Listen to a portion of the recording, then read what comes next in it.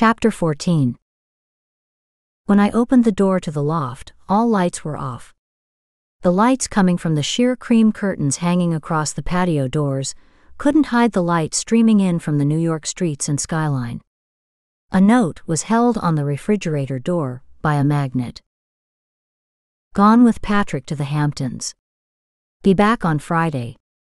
Enjoy. Love, Chris. Grateful for the time alone, however, I couldn't keep putting Chris out of her own home. Dropping my dress on the floor, my panties now dry, I threw on a robe. I thought of calling my father. Hesitating, a call came in instead on my phone. "Tyler, Angela returned after you left and we had a quarrel," Brandon said. "How does that concern me?" "I'm calling to warn you." I remained silent. "I don't know what she's capable of doing," he said in a shaky voice. "I think if she wanted to do something, she would have when I was lying in your bed," I said to him. "You don't know her. I want you to be safe, so I'm going to have Spencer pick you up every morning for your job and take you home." "I don't stay at Chris's every week. Only when she's at Patrick's apartment," I said to him. "Then he will take you wherever you need to go." "I don't know Brandon," I said, unsure of what I wanted. "Tyler, I never contacted you in all those years because I didn't want to expose you to Angela's vicious behavior." "I can take care of myself," I said.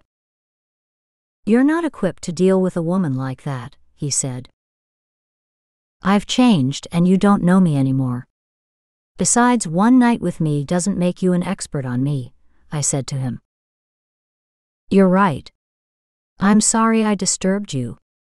I won't do that anymore. Goodbye, Tyler."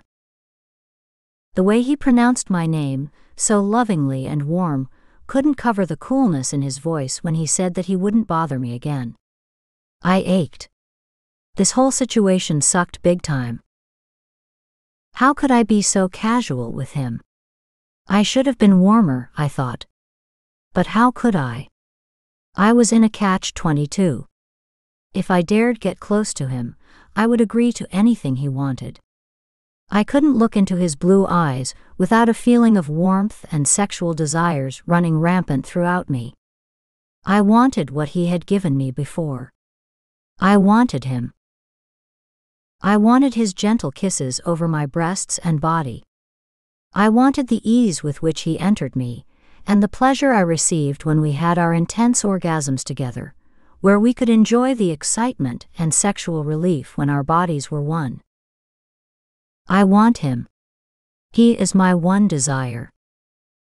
I ate, watched television, and fell asleep. When I woke, it was to the buzz of my smartphone.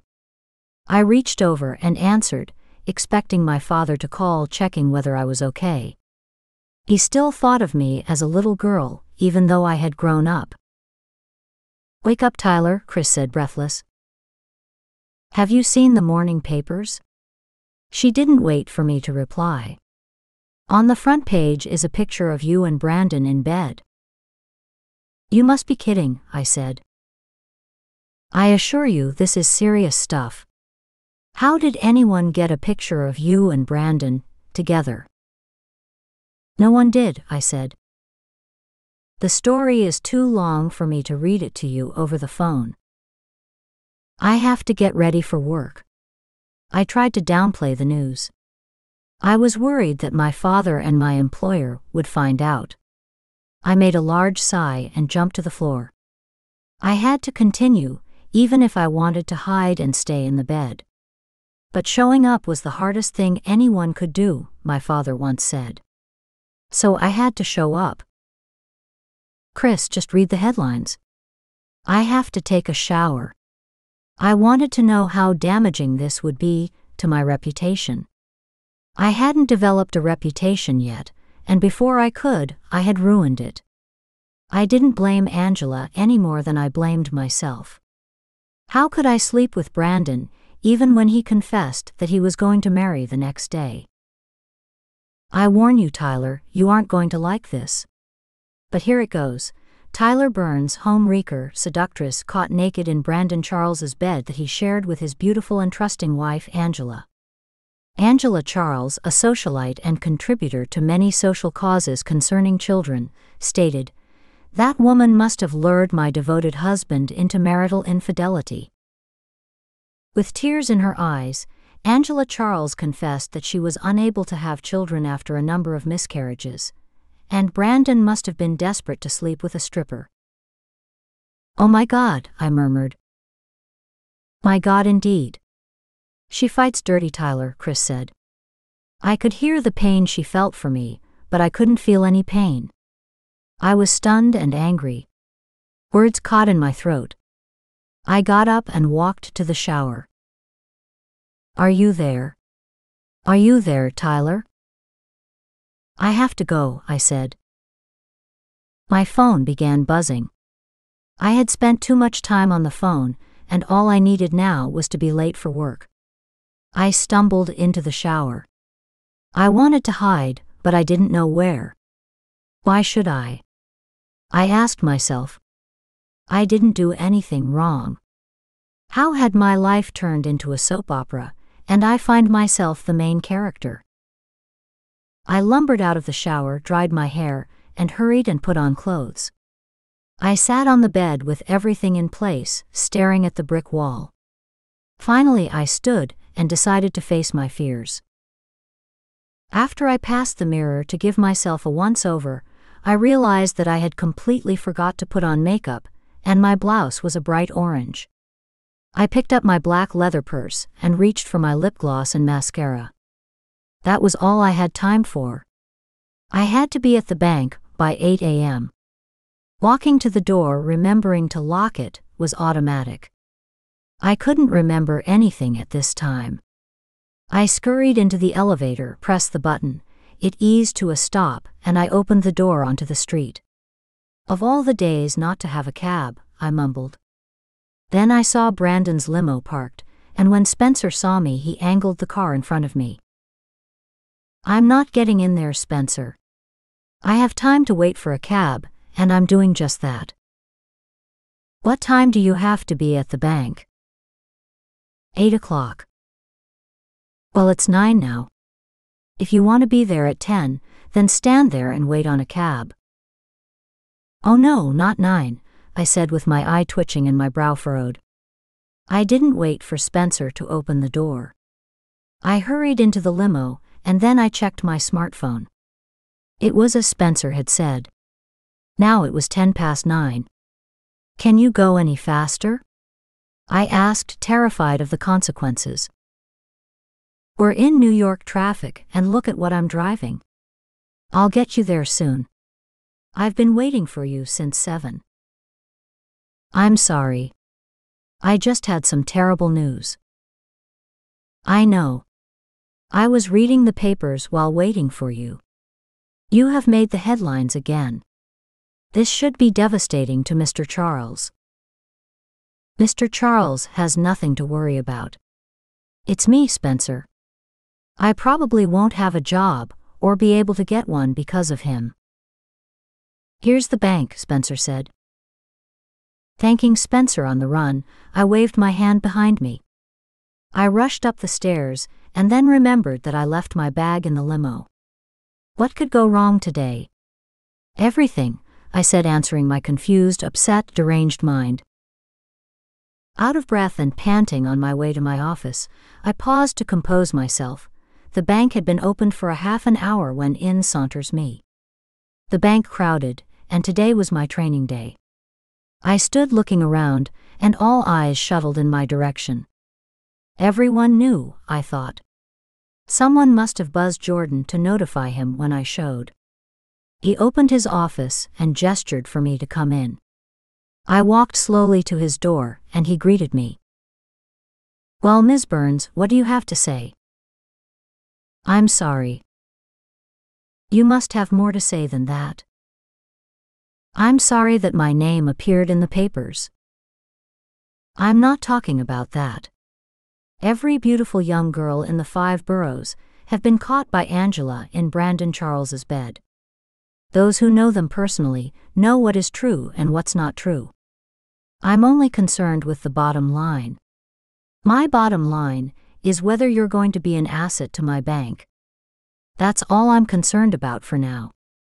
Now take 15 minutes in the lounge to get yourself together. When you're ready, your mentor will show you around and introduce you to anyone who is important in the bank besides me. And don't forget their names.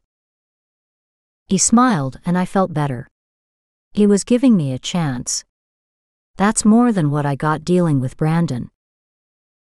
The lounge was empty, and I sat and closed my eyes for a moment. I glanced into the mirror. Desperation written over my face had my eyes dark and sunken. My makeup was in my purse, and I would be all day with dry lips. When I walked out of the lounge, all eyes were closing in on me. A voice from behind came to me and said, "Don't worry about them. They must have read the morning papers." I turned, and a woman about 35 held out her hand. "I'm Vivian Lambert, and I'm your mentor. The only person you have to worry about is Mr. Longworth, and he doesn't care as long as his bottom line is met." I gave an incredulous glance. My eyebrows raised. "We'll talk later. He has too much money to care what anyone thinks of him. He got his money the hard way." She paused.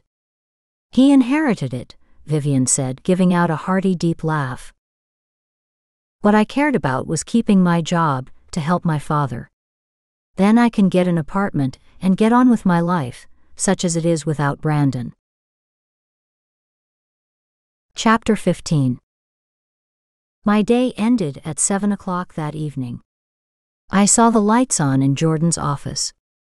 The security guard smiled at me, showed me to the door where he locked the door behind me. When I stepped out on the sidewalk, I saw Spencer parked near the curb in front of the bank. I walked to the car and he stepped out, reached for the handle and opened the door.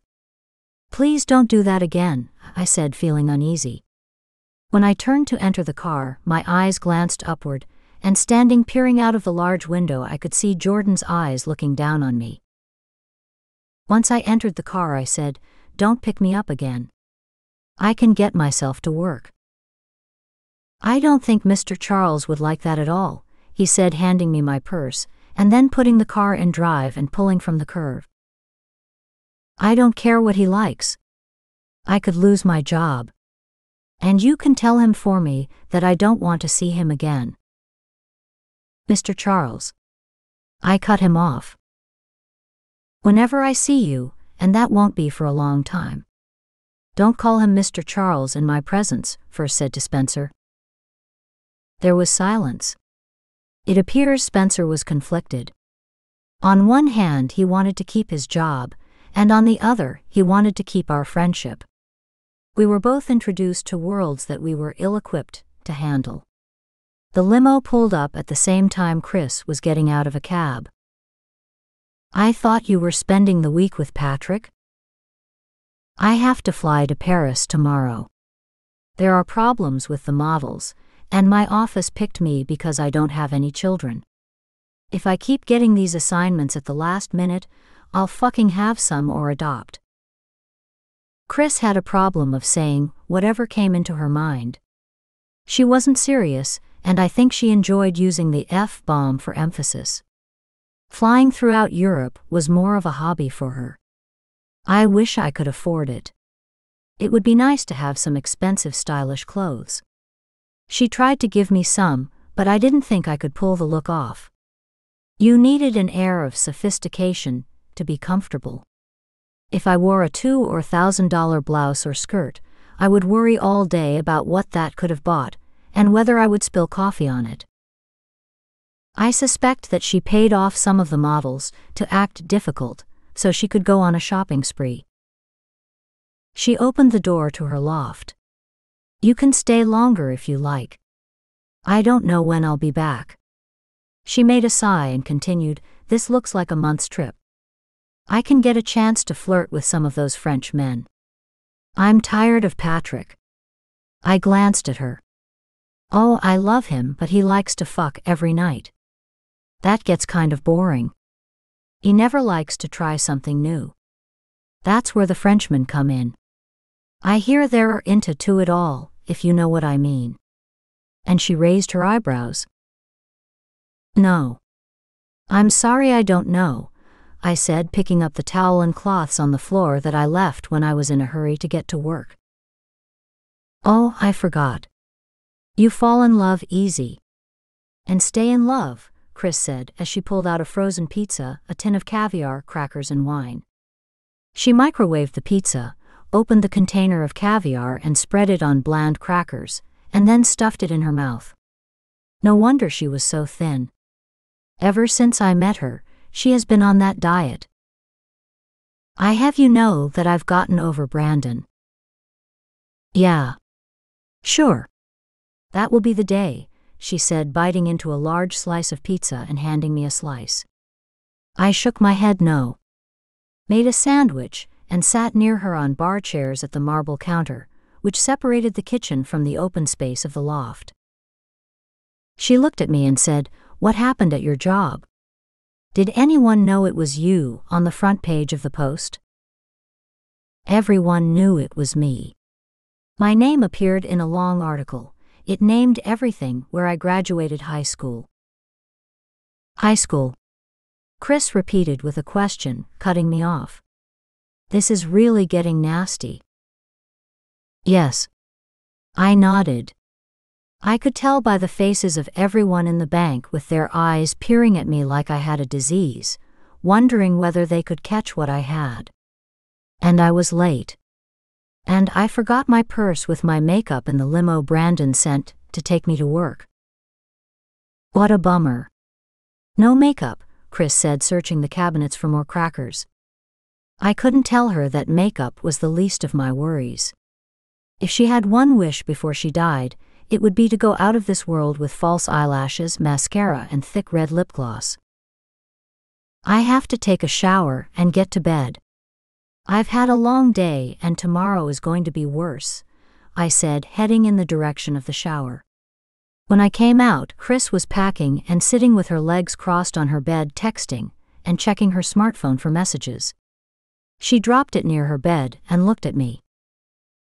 What are you going to do about Brandon and Angela? I'm going to stay as far away as I can from them as possible. Well, I don't think you can because Brandon is on his way here now, she said with her eyes lowered. No way. I can't believe you would do such a thing. Brandon texted me and asked if you were here. I said yes. I didn't know you didn't want to see him, she said, wide-eyed, looking at me with such innocence. Then don't buzz him in, I said to her. I can't do that, Tyler. We've been friends since the 3rd grade, and our parents have been enemies a lot longer than that. Remind me to tell you about that, Chris said with a light smile, trying to cover up her complicity. There was no room for me to hide in.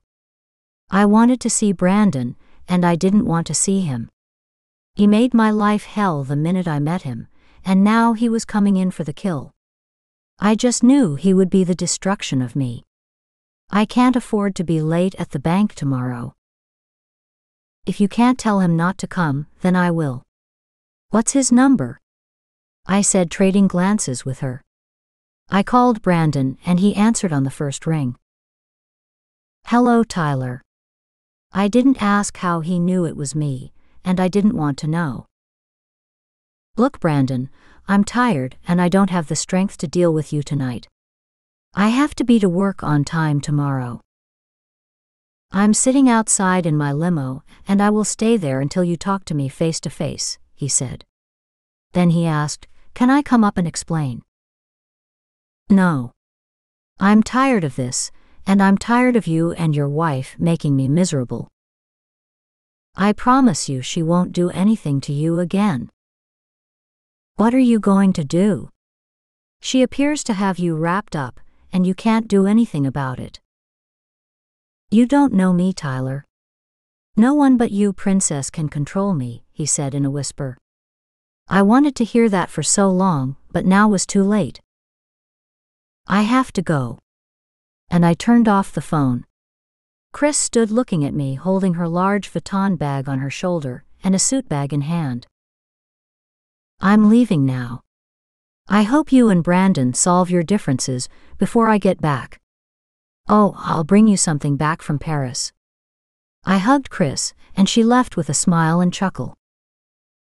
I grabbed a bowl of cereal and milk, and before I could turn on the television, I had fallen asleep and woke to the chimes of my cell phone. It was 5 a.m. This time, I wouldn't repeat the tardiness that somehow had been associated with my name, along with being a home wrecker, stripper, low morals, and everything else people could find to gossip about. I was proud of myself at showering, dressing, and getting out by 6:45 a.m. I had a half an hour to get to the bank. This time, I would beat everyone into work. Now they would see that I was serious about my job. However, I didn't really care about anyone except my mentor, Vivian, and Jordan Longworth. Passing in front of the mirror, I felt proud of myself.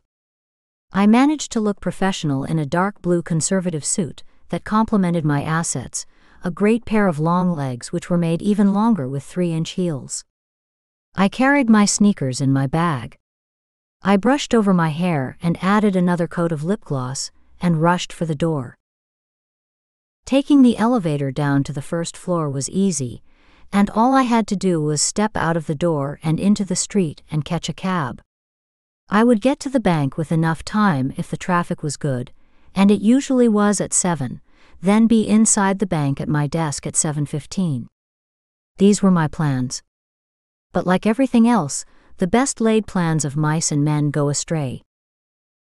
When I opened the door, I spotted the limo angled at the curb, and when I turned to the left, there walking from the cafe crossing the street, holding a cup container with 3 cups of coffee was him, the brightest star and the dimmest light in my life. He strutted past me with a smile and said, "Good morning, princess." And he handed Spencer a cup.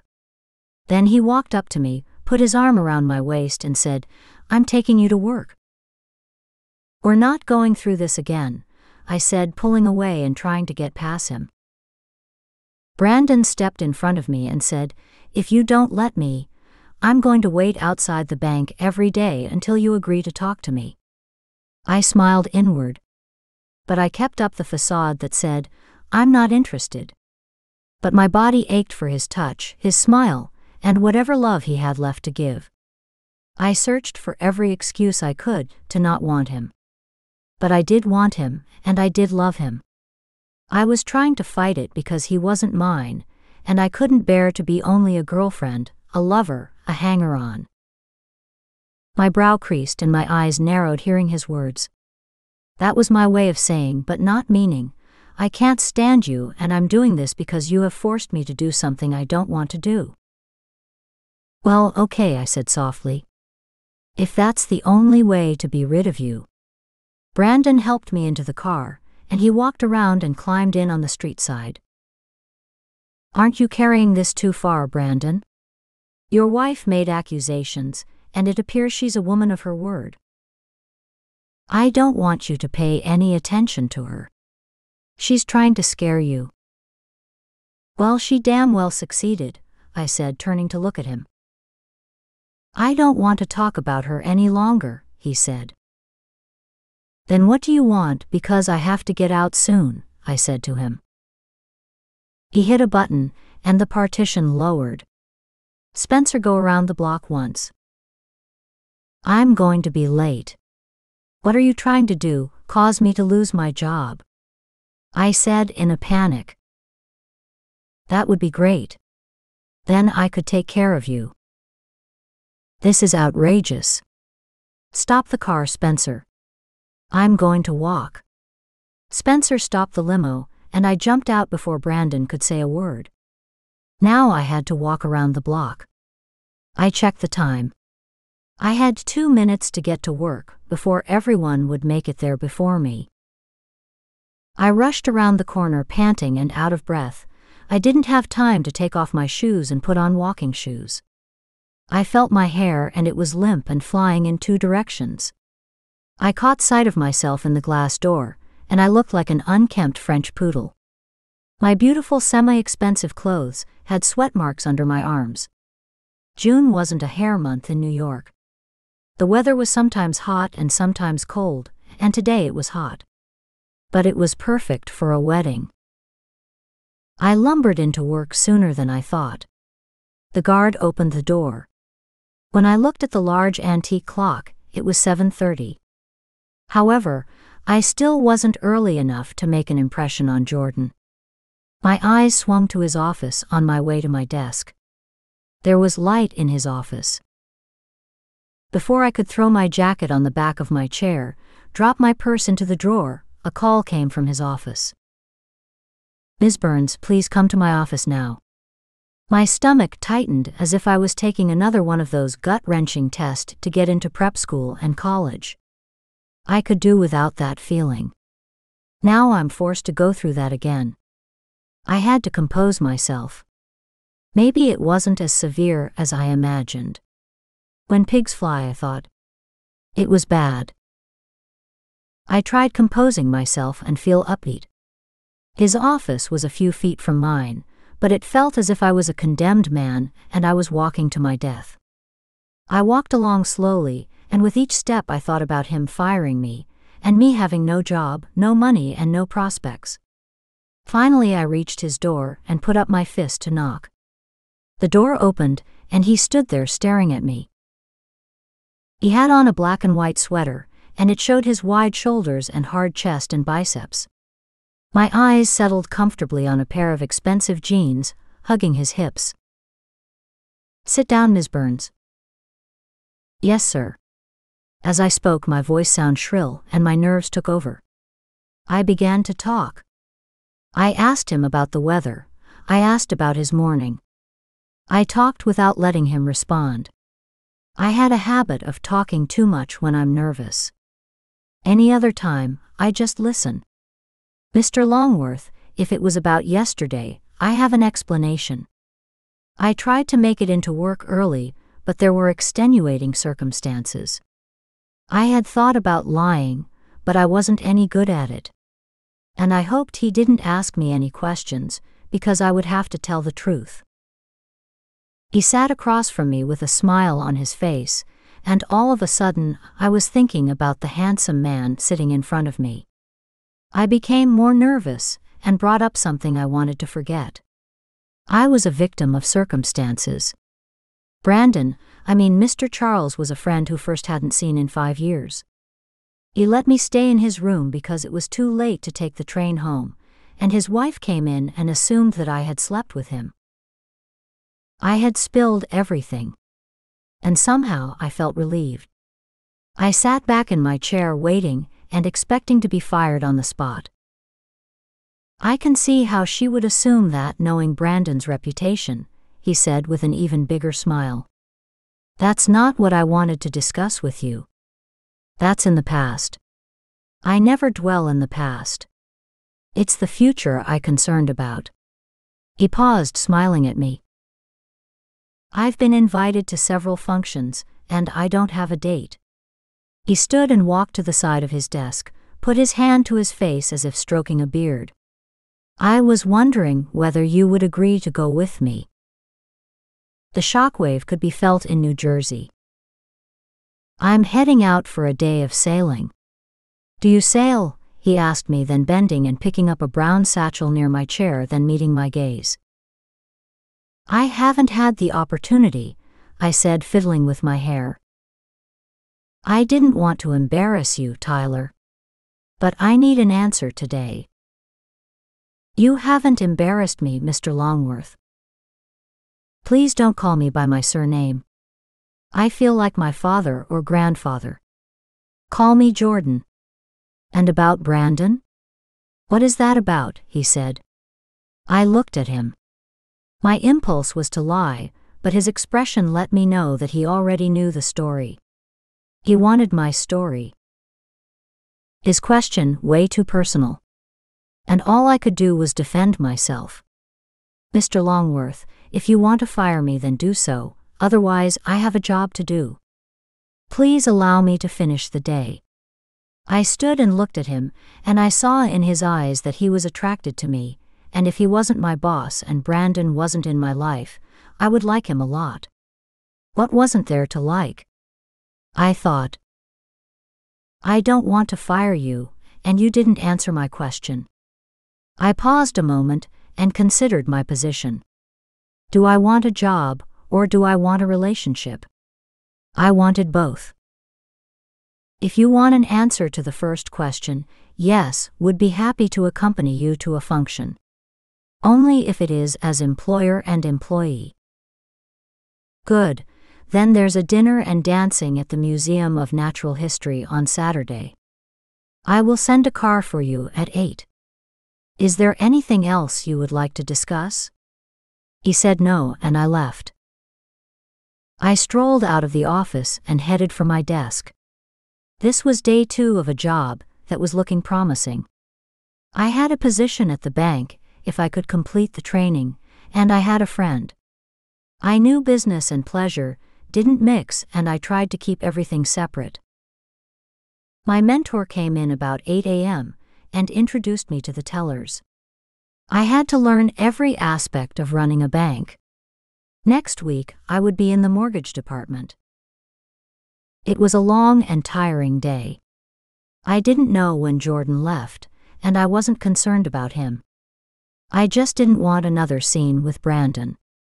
At 6 o'clock, all the tellers and floor managers had packed up their things and gone for the day. I looked up, and it was 7 o'clock. I vowed to get home before 9 and call my father. My head was lowered, and I pulled my bag out of the drawer, slipped on and tied my sneakers in case I had to walk. I put my heels in my oversized bag, and when I raised my head, standing in front of my desk was Jordan. "Oh, you frightened me, Mr. Longworth. What are you doing here so long?" he said. "I was trying to get ahead of my work." "Well, you must be hungry. Put your heels back on, and we can go to this restaurant I know." "No. I don't think." He interrupted me. "I'm not taking no for an answer." "But I can't," I said, looking into his sexy eyes. He wore a black suit with a white unbuttoned shirt. "You are expected to socialize. Didn't I explain to you that this is part of your duties? You have to meet people, go to lunch with clients, invite them out, and send them follow-up calls and emails. If you expect to run a division of this bank, you will have to socialize with individuals you may not want to. Are you up for that?" he said, looking down at me, waiting for my answer. "Okay, Jordan, I'm ready." In the midst of his conversation, I slipped on my heels. I stood and slung my purse over my shoulder. He glanced at me in surprise. Frankly, I was surprised.